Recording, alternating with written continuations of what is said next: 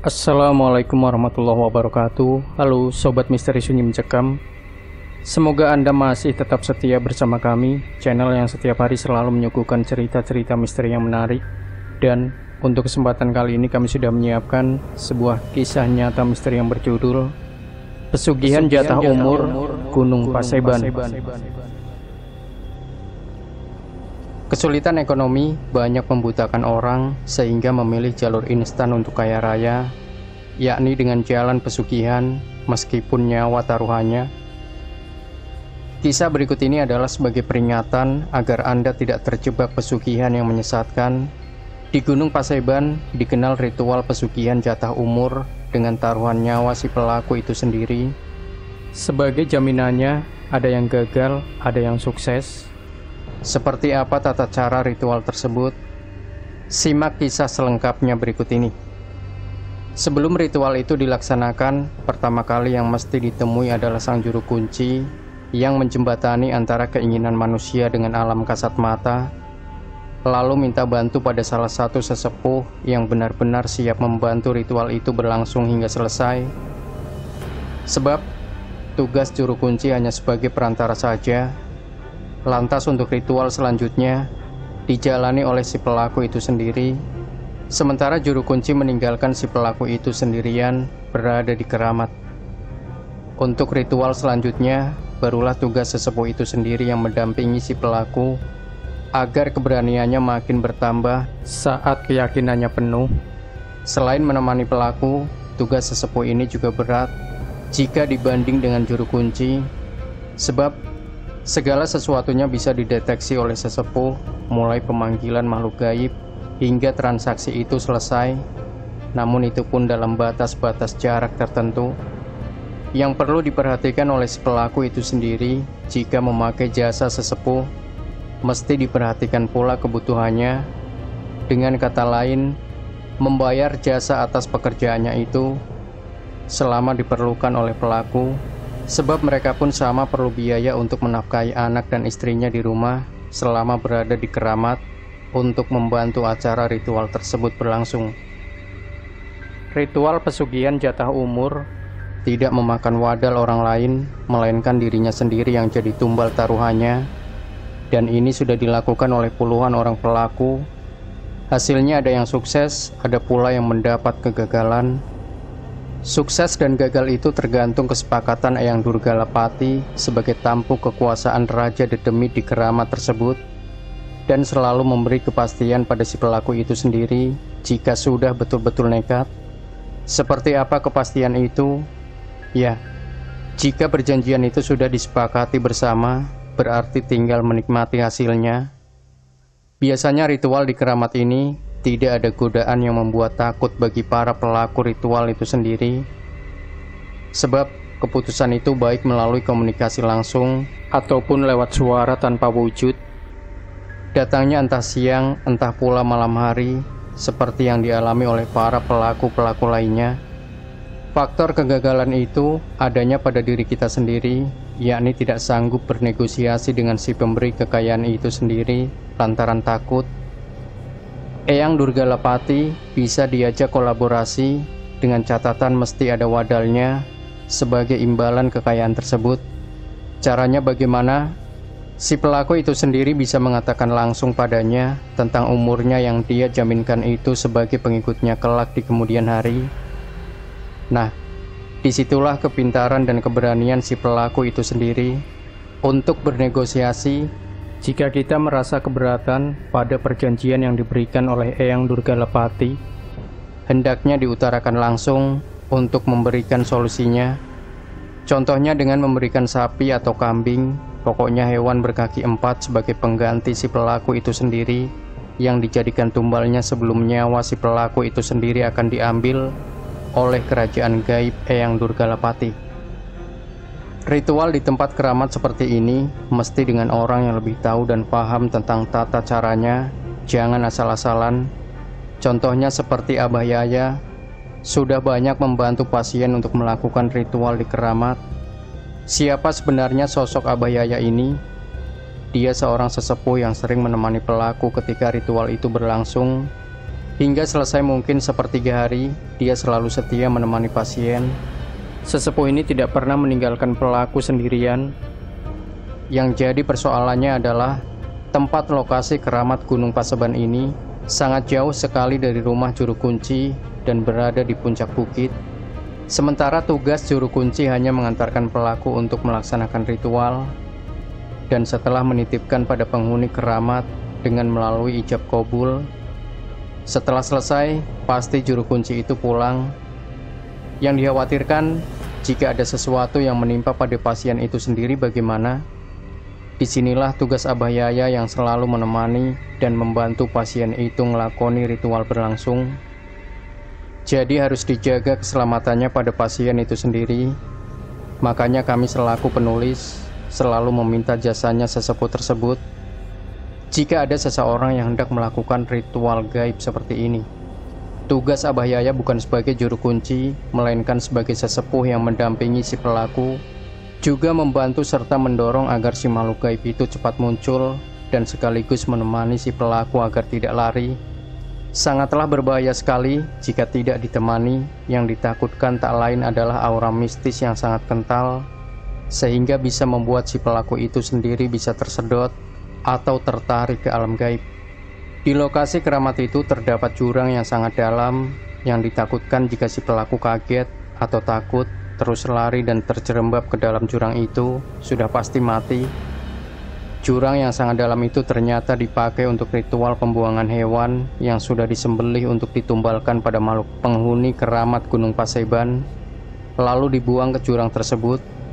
Konon, menurut cerita juru kunci, bangkai hewan itu yang sudah dibuang esoknya suka menghilang, entah siapa yang mengambilnya. Yang tersisa cuma tinggal tulang belulang saja. Sudah beberapa pelaku yang membuktikan ritual di keramat ini. Salah satunya sebut saja namanya Haryati dari Kabupaten Garut, Jawa Barat. Ketika berada di keramat, Haryati memang sangat khusyuk sekali lantaran niatnya betul-betul ingin kaya raya. Hidupnya sudah sekian lama selalu menderita dengan kesusahan dan kesengsaraan yang tiada akhir. Makanya dia nekat berada di keramat ini. Semenjak ditinggal pergi oleh suaminya, Haryati jadi tulang punggung keluarganya untuk menafkahi kedua orang tuanya serta kakak dan adik-adiknya. Akhirnya dia nekat melakoni ritual pesugihan. Yang penting kehidupan kedepannya tidak susah seperti sekarang ini. Dengan berbekal keberanian, akhirnya Haryati pun melakoni ritual nekat itu dengan harapan bisa sukses seperti orang lainnya. Di malam pertama ritual, Haryati memang sudah mendengar bisikan gaib dan sudah diperlihatkan kejadian-kejadian yang muskil, di mana ketika dirinya sedang ritual, tiba-tiba suasana jadi berubah. Dia melihat sebuah tumpukan kardus serta beberapa guci perhiasan yang terbungkus dalam kantong plastik. Namun penglihatannya itu cuma sebentar saja, lalu menghilang lagi. Esoknya Haryati masih bertahan berada di keramat. Hatinya merasa belum puas, lantaran niatnya ingin berkomunikasi langsung dengan Eyang Ki Durga Lapati tidak terlaksana. Di hari kedua pun, dia cuma melihat kejadian yang sama, yakni penampakan sebuah kardus yang sudah berubah menjadi dus besar.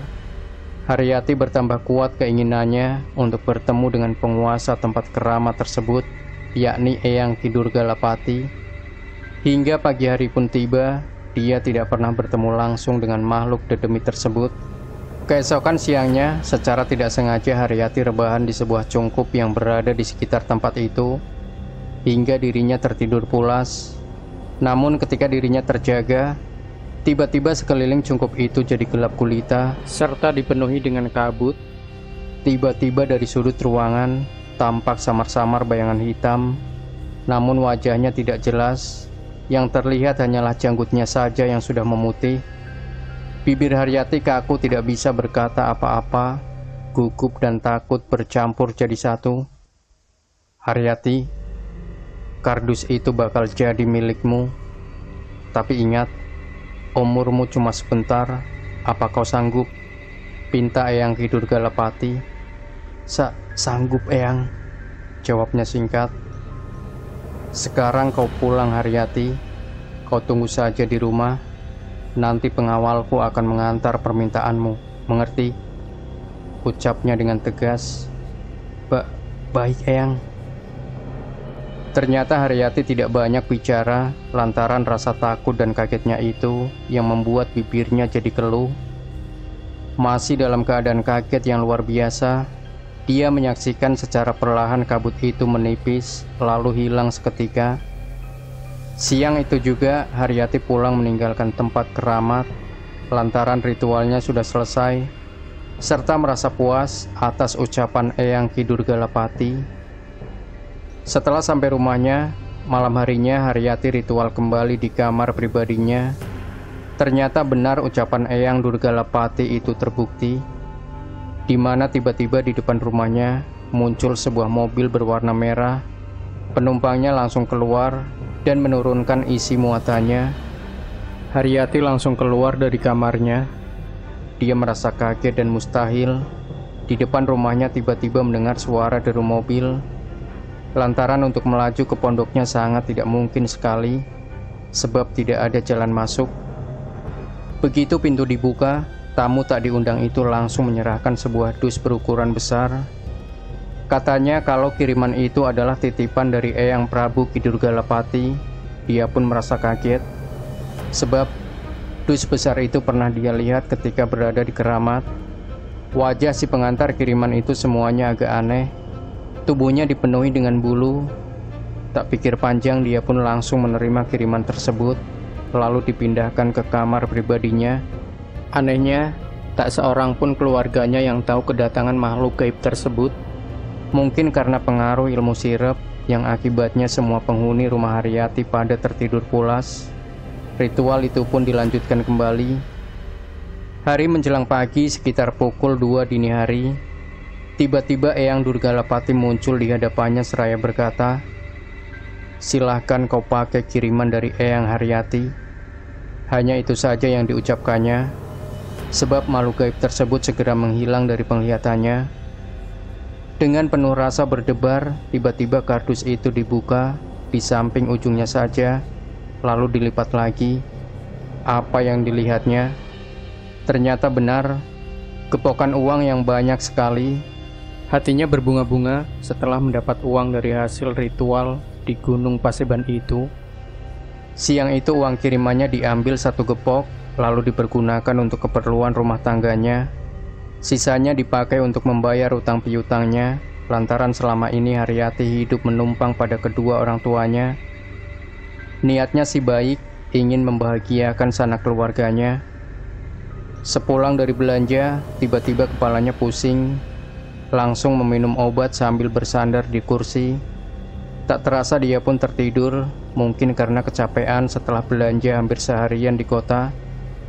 Haryati terjaga setelah 1 jam lamanya beristirahat di kursi, seraya langsung pergi ke belakang. Maksudnya hendak cuci muka. Namun tiba-tiba dia terjatuh di WC. Sudah beberapa hari dia terbaring lemah di rumah sakit. Sebelum menginjak 1 bulan lamanya, akhirnya Haryati pun meninggal dunia. Dari pihak rumah sakit pun mengatakan kalau Haryati terlalu kecapean. Tidak ada penyebab lain yang ia derita penyakit selama ini. Yang jadi pertanyaan, bagaimana sisa uang yang masih tersisa cukup banyak itu setelah pemiliknya mati? Apakah masih ada atau ditarik kembali oleh Raja Dedemit Ki Durgalapati? Lantaran perjanjian sudah disepakati kalau uang itu milik Haryati, jadi tidak mungkin uang akan raib begitu saja. Yang jelas, uang milik Haryati dipergunakan oleh sanak saudaranya, dan itu terlihat dari seluruh keluarganya yang hidup dalam kemewahan. Jadi, dalam kisah nyata ini menjelaskan bahwa Haryati berani ngelakoni ritual seperti itu, lantaran sangat terhimpitnya ekonomi. Setelah dia sukses, ternyata uang kirimannya itu dipergunakan oleh sanak familinya sendiri, sementara dia sendiri mati lantaran perjanjian. Dari kejadian tersebut, itu adalah akibat kelalaian Haryati sendiri ketika berhadapan langsung dengan Eyang Durgalapati. Sewaktu ngelakoni ritual di keramat Gunung Paseban, di mana dirinya tidak sanggup berkata-kata, lantaran saking takut dan kaget yang secara tiba-tiba saja, antara sadar dan tidak muncul penampakan Eyang Ki Durgalapati. lantaran dirinya memaksa ingin bertemu langsung dengannya pada siang hari di dalam cungkup. Jika Haryati tidak gugup dan berani mengatakan keberatannya pada Eyang Durgalapati agar tumbal nyawa dirinya itu bisa diganti dengan hewan berkaki 4, mungkin sampai sekarang dia masih hidup. Demikian Sobat Misteri Sunyi Mencekam. Jangan lupa berikan komentar Anda, like, share video ini, subscribe channel Sunyi Mencekam, dan nantikan kembali cerita-cerita misteri terbaru dari kami. Wassalamualaikum warahmatullahi wabarakatuh.